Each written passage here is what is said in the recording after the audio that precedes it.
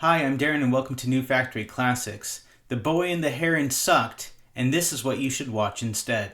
First of all, I need you to know that I do watch anime movies. In fact, I've watched most of the Ghibli movies, and I actually liked a lot of them. That said, while watching The Boy and the Heron the other day, I really just found it frustrating and absolute garbage, and that's why I had to make this video. After my rant is done where I tell you about how bad of a movie it is, please stay and listen to what movies you should actually watch instead. Now here is a simplified overview of the film's plot. The Boy and the Heron is about a boy who moves to a new town after his mother dies. His father knocked up her sister and they end up inheriting her family's mansion. Now the mansion is known for being mystical and having many secrets. Eventually his new aunt mother goes missing and he has to go find her. And so the boy and a heron go looking for her. Now the heron actually has a man that lives inside of it that looks like a demon troll version of Danny DeVito. Together the two of them travel to an alternate universe in order to save his new mother. Now that's all I'm going to tell you about the plot in case you want to waste 2 hours of your night tonight. Now this movie was supposed to be for children. It did have a card at the beginning saying it was Ghibli Kids.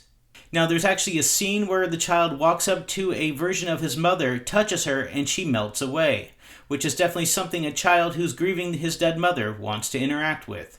There's a scene where a very realistic bird is coughing up blood and dying in a boy's hands.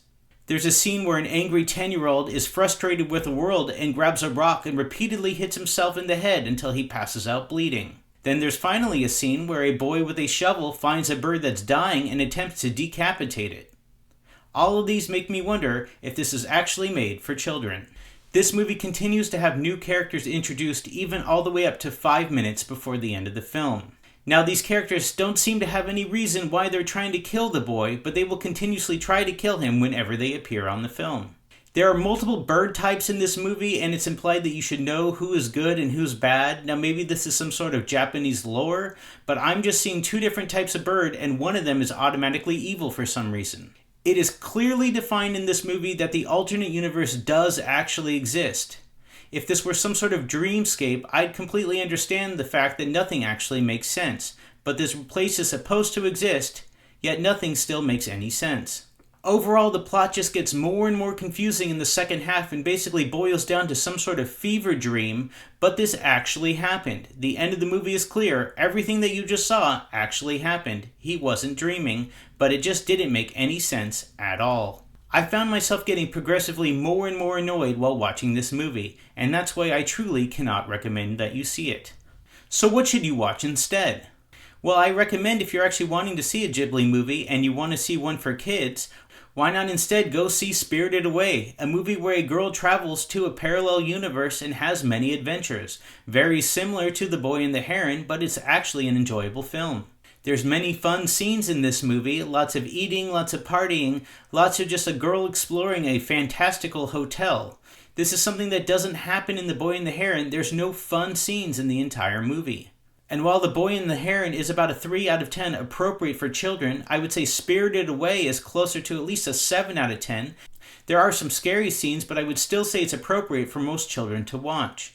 But in my opinion, if you're looking for an anime-style movie about a child going to another universe, I would actually recommend Little Nemo.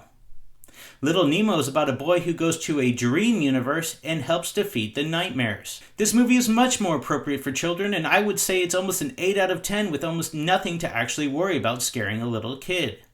Yeah, there's a few scary scenes at the end with nightmares, but it's a lot better to show a child than a boy trying to cut off a bird's head. And out of all 3 movies, it's the funnest. There's adventures, there's flying, there's dancing, there's a circus. Just in general, this is way much of a better movie to show a child.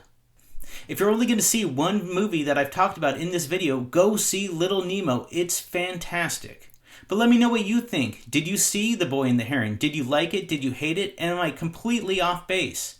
And let me know what kind of movies you'd like to see me rant about more in the future. Thank you. Hey, thanks for watching my video. Please like, subscribe, and share. And while you're at it, leave a comment on my channel. I so desperately crave the acceptance of strangers online.